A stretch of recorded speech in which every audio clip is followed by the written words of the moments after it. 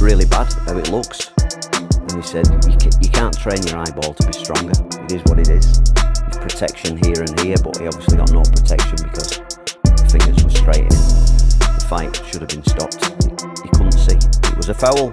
He couldn't see. Then you can't fight. You know, if he'd have got knocked out with a head kick next, then it would have been worse. I don't know. And then he said, sometimes when your eyes here like that, it can become displaced and stay there. And they did a few tests on that, and they said it doesn't seem like that. And his vision on the eye that's the best eye. Tom Aspinall and his family are reportedly outraged with Dana White after what happened during the post-fight interview following 3/21. Great showing, shitty ending, you know. I think that after the Jones fight, a lot of people wrote Ciryl Gane off. He looked damn good tonight. Yeah, what did you think about the fight on its way to the eye poke? What did you take from those 4 minutes? Good. Looked like we were in for a few rounds and it was going to be a good fight. It would seem obvious that a rematch is right on the cards. Would you like to just rebook these guys as soon as Tom is able to get back in there? Total pain in the ass, but yes. Tom didn't want to continue in the fight. I mean, could you imagine if you're Tom Aspinall listening to that? Could you imagine? I mean, we know that no one from the UFC was with him at the hospital. We saw that on his video blog. Could you imagine how this guy must be feeling on this Monday? Everyone calling him into question, his heart into question, because he got poked in the eye multiple times, one of them knuckle deep, and his promoter is saying Tom didn't want to continue. Not Tom was fouled with an illegal strike, multiple illegal strikes. Let me ask you a question. If that happened in some alternate universe to AJ, to Anthony Joshua, what do you think Eddie Hearn is saying? Eddie Hearn's probably still at the hospital with him. That's the difference. That's what I talk about. How do you think Tom feels on this Monday? You think he wanted it to end like that? Do you think that Tom was saying to himself, you know what? I got a bloody nose. The going got tough here. Peace out, guys. I'm out. Again, the fight wasn't as one-sided as people want you to believe. Yeah, I know it was weird that he was bloody. And yeah, I know it was weird that he was losing a round. We never see him lose rounds. We never see it go past the 2 minute and 2 second mark. That's his fight average going into this fight. But do you guys really think that he was looking for a way out? What the f is he doing? The left one was really deep. The left one was really deep. Sorry. Yeah, sorry, got one twice. Yeah, twice before he got one for it. Mike Bisping, he lost his eye. It's a horrendous thing to think as a parent, really. And I know what it's like these days with people saying what they want, but if it's just your son, then they could lose an eye and their health, and they've got children to look after. You know, something needs doing about it. Yeah, it's horrendous for me to... After everything Tom Aspinall has done for the organization, his loyalty, humility, and reputation as the respectful face of the heavyweight division, Dana White's reaction came as a shock. Instead of standing behind a fighter who had just endured one of the most brutal eye pokes in recent memory, Dana publicly implied that Tom simply chose not to continue. There was no mention of the 2 eye pokes from Ciryl Gane, the last one a severe double poke that forced the doctor to call the fight. This wasn't just a minor injury or a surface cut. Tom literally couldn't see. His vision was gone.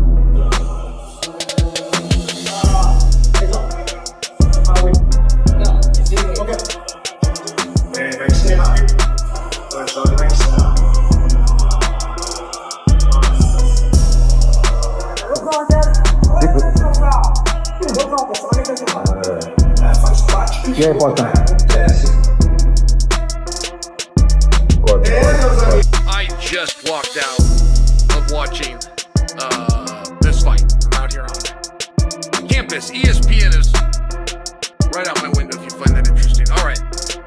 I share that with you because I'm mad. I'm mad. But I don't know who I'm mad at. Tom did not do anything wrong. Tom was poked in the eye. As a matter of fact, he was poked in both eyes. Now, I don't believe Ciryl did that on purpose. So, I also can't, or am not mad at Ciryl. But I am mad. I'm looking for somebody to blame. But I don't quite know who to blame. Now, before we get to that, okay?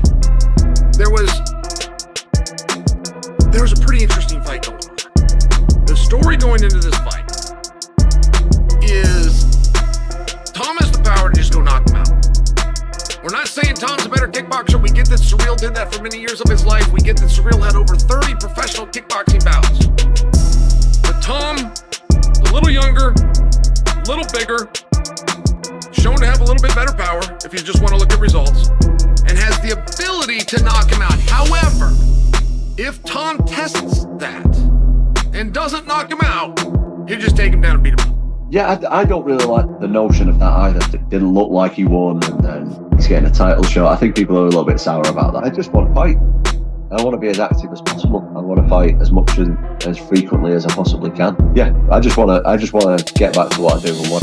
But a lot of this could have been calmed down. A lot of this could have been quieted, could have been subdued if perhaps, I don't know, the face of the company would have gone to the press conference and said, look, that was a great fight. That was a great round. We're going to rebook it right away.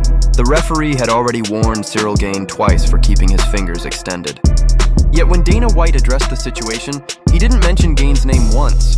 Instead, Dana focused on praising Gane's performance, talking about how sharp he looked, how he managed to cut Tom Aspinall, and even suggesting the fight could have continued. Meanwhile, Tom was in the hospital, left to recover alone with no representatives by his side. To make matters worse, he later discovered that the very person who should have supported him was publicly criticizing him on live television. According to those close to Tom, he's furious about the entire situation. Do you think that Tom was saying to himself, you know what? I got a bloody nose. The going got tough here. Peace out, guys. I'm out. Again, the fight wasn't as one-sided as people want you to believe. Yeah, I know it was weird that he was bloody. And yeah, I know it was weird that he was losing a round. We never see him lose rounds. We never see it go past the 2 minute and 2 second mark. That's his fight average going into this fight. But do you guys really think that he was looking for a way out? And again, I bring up the topic that I brought up last week, and I bring up the topic that I've been bringing up ever since I've been sitting in a chair like this, talking into a camera like that. This notion of intentional versus unintentional is the stupidest shit in sports. Period. You don't hear it anywhere else. Let me ask you guys a question. Yesterday, I'm watching the New York Knicks against the Miami Heat. Crucial juncture of the game. Knicks are down like 8 or so. They have the ball. Josh Hart gets called for an offensive foul. Illegal screen. Do the referees converge and say, like, did he mean to do that or did he not mean to do that? No, a foul is a foul. Ball goes the other way.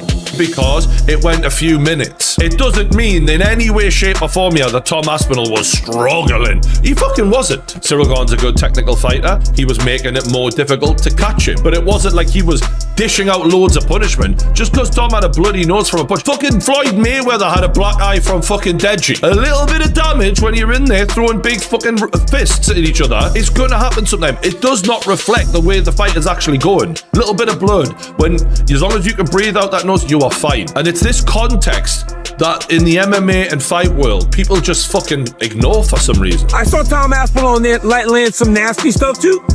I saw Tom Aspinall throw a high kick. I've never seen him throw a high kick. It is partly because he's never had to throw a high kick.